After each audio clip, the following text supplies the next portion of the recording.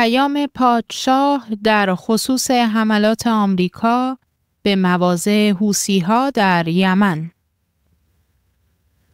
به دستور خامنه‌ای، حوثی‌ها باعث آشوب و هرج و مرج در منطقه و تجارت جهانی شدند.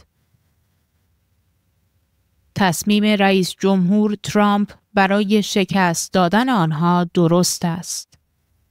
عروسک گردانان آنها در تهران اکنون از همیشه ضعیفترند و اگر آنها نیز شکست بخورند، خاورمیانه و جهان می توانند شاهد صلحی واقعی و پایدار باشند.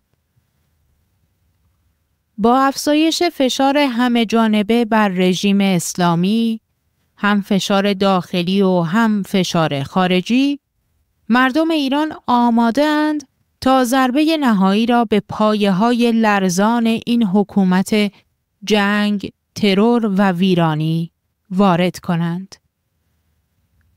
پاینده ایران، جاوید شاه. اجرا از انار پاییزی.